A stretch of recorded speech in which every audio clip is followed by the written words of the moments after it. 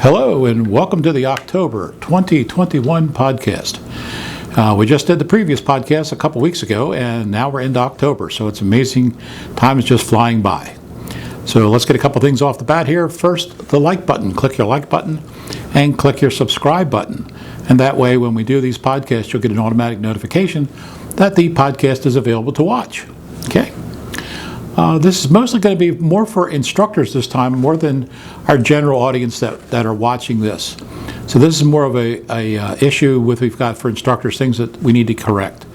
And I will apologize up front because for the most part, all of you guys that are watching these podcasts really are not my problem children here. It's the ones that are not watching the podcast.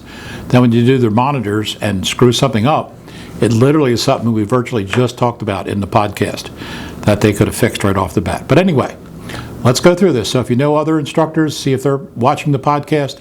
And again, anyone can watch the podcast. It's open to everyone. It's not a private podcast. Okay, Pink Shirt Awareness Month. Again, pink shirt indicates for breast cancer awareness. There's not too many families that have not been touched by cancer in some form or another. So this is kind of an important moment, and we honor the fact of the pink shirt. I've got this one. We did this here for our people to wear for breast cancer awareness. Okay? And right along the same lines, if you've got a logo of your own for your own company or whatever, and you want to have that done, this month we're giving a 50% discount off the digitizing fee. So that's pretty significant, depending on how detailed your logo is. 50% is pretty significant. So if you got a shirt that you want us to do, let us know and we'll get that digitized for you and get that done. The first question for the month was, what's the difference between HeartSaver and BLS instructors? And it's pretty straightforward. The HeartSaver instructor is the beginning or general lay public instructor. They teach adult, child, and infant. They do 30 and 2 across the board because everything is one person. They don't do two-person. They don't do bag valve masks. It's strictly the beginning stages of CPR. It's useful for daycare providers. It's useful for lay general public. And in some cases, even the massage therapist can use the HeartSaver program. So it's a pretty universal program. And with it, you can do like adult only. So you can do an industrial group that wants CPR for adult only, and that would be the HeartSaver program because you can break it up. You cannot do just infant. You must always do adult with the HeartSaver program. So if somebody wants just the infant taught, well, you got to do adult and infant. So you can do that, okay? But that's the difference. The BLS instructor is literally adult, child, infant, must always be adult, child, and infant. There's no breaking that up. Bag valve mask and other alternate airways, one person, two-person CPR, running a code, teamwork. So it's more geared for like hospital personnel or certainly medical personnel for like in a code scenario who's recording, who's doing the compressions, who's doing the ventilations. That's all part of the team of doing CPR and virtually zero downtime between changing compressors and stuff like that. So quite a bit of difference, more of a professional program. But let me point out that anybody can take basic life support. You don't have to be a medical provider to take the basic life support course. Okay? Okay, with that said, how about the first-time BLS people? Well, we use what we call a blended learning program. Blended learning is not new. It's been around for a little while. And so we'd have the person go to the American Heart Association website for their video training. And what they do is they take the classroom portion online. And it's an interactive video program, so it's pretty cool. And I found that by having a person do that, we then have them bring their certificate in that they completed part 1 online. And then when they bring that certificate in, we kind of do like a CPR refresher program for them and making sure that all their skills, all their mannequin skills, everything is correct. And they certainly know what they're doing and why they're doing it. But it really does reduce the time. A typical first-time BLS class is 6 to 8 hours. So if you've got a single person that needs, a basic life support first-time class, you can actually mingle that person in with a refresher class and work with them to make sure skills. What I'm finding is that the skills that they learn from that video, that when they come in and do the mannequins, in many cases they are better than the people that have had this before coming in for a refresher. So it works extremely well, and it cuts down your time dramatically as far as what they've got to physically spend with you in your classroom. Okay, so that's called blended learning, and you can look that up, I think. AHA is requiring back to the 2 classes per year. This is right in your PAM manual. It's been there for a long time. They had changed it a little bit to 2 classes in 2 years, but from what I understand, they're going back to the 2 classes each year. So that's 4 classes in 2 years. Now, we had cases where we had people teach 15 and 20 classes in 1 year and no classes in the other year.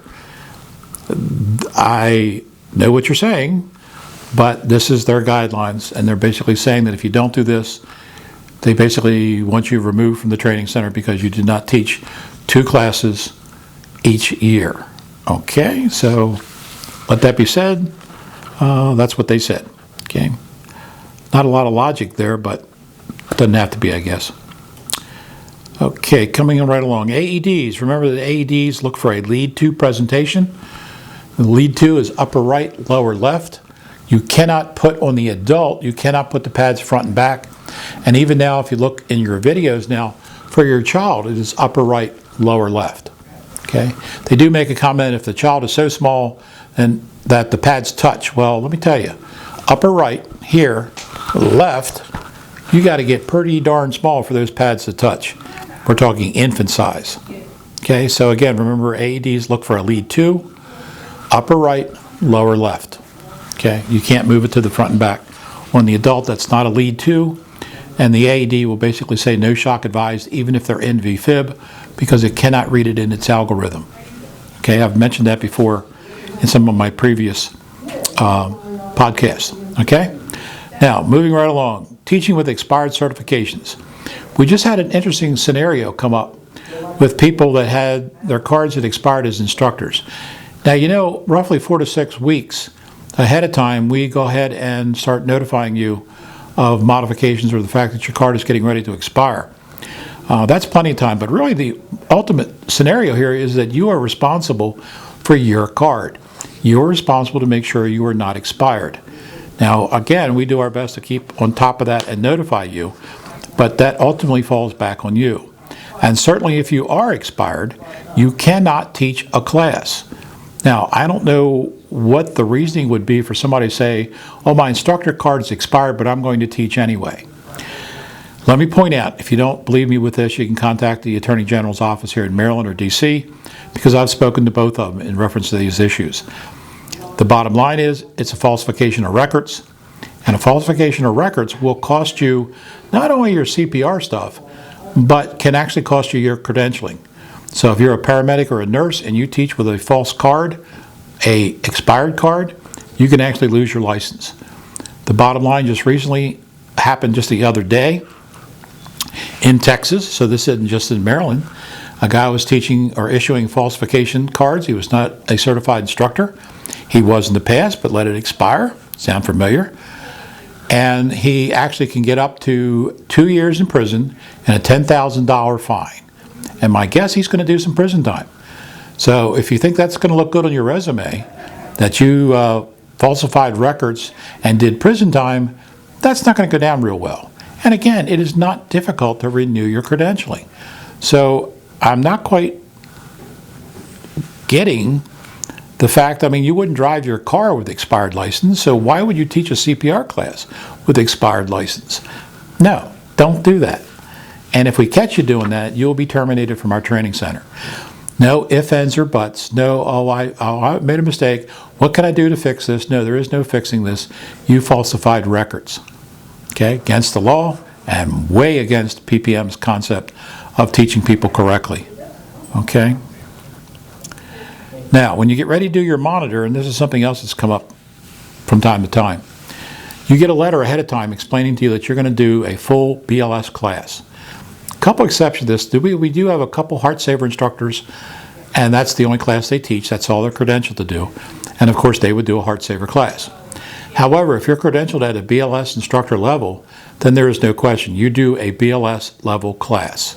So there is no arguing with the training center faculty when you're trying to do your monitor about, oh, I thought it was going to be, no. You know ahead of time it's BLS. If you're not prepared to do a BLS, You've been notified, and that's just going to be it. We're not going to play games with you trying to play games with us. Okay, so you're supposed to have all your equipment there to do the class. You were notified to have all your equipment there ready to run. This means batteries in the AED, the pads for the AED. Don't turn your AED on and go, oh, there's no batteries in it. How did you not test your AED prior to doing the class? Okay, this is like we're real students sitting there watching your program. So yeah, no. All the equipment has to be there. All the equipment must be in an absolute correct order and running correctly. Do not come in and say, oh, my child mannequin is in Detroit taking a vacation. No. Everything's got to be there. Okay, we're not going to take excuses anymore. And remember, this coming January, 2 things take place. 1, all instructors have to have a child mannequin. So you will have adult, child, and infant mannequins. You don't have to buy them from us. This is not a promo for buy from PPM. I don't care where you get the child mannequin from, as long as it's a functioning child mannequin. Because trying to do these classes for BLS really makes a difference that you've got the right bag for a child, the right bag for an infant, the right bag for an adult. So they get a chance to play with all 3 bags, get a chance for one-handed CPR on the child. You really can't do one-handed CPR on the adult mannequin. It doesn't look right, doesn't feel right. So the right size mannequin for the right size class. Bottom line, we talked about this before.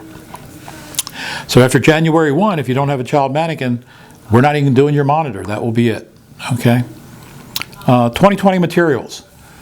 Now, you know, recently we went through the 2020 guideline updates. Everybody had to send in their certificates. And for the most part, we've got that. If you didn't get it, Kathy would have certainly notified you of the fact that we haven't gotten your certificate yet. So she's been really good about that. But along with that is the 2020 materials. So remember to go online to ppmcompanystore.com, and that's ppmcompanystore.com, and then look for the supplies, and we've got the new DVDs, we've got all the materials there, and you can order that online if you wish. Okay, so that's all the 2020 materials, and all that's required. And what I'm seeing is that the newer videos for the BLS videos are really good, better than some of the older ones. And this is something that really American Heart Association has come a long way with. Their early videos, and I'll be honest, were absolutely terrible. They didn't work half the time. They were kind of out of order. You couldn't like break it and stop something. If you try to stop it, usually the VCR, and it was just a mess. Now they work extremely well, and very well done. I can't say enough about them. They've really come such a long way. Okay? Now that pretty much wraps up pretty much all the things that we were meant to talk about.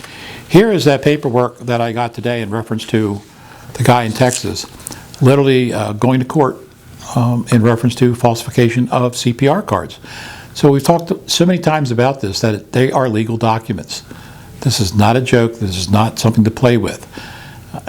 So don't fall into that trap, because literally if we catch you doing that, we will terminate you from this training center, and a note will go off to the American Heart Association on why we terminated you from this training center for falsification or fraudulent acts.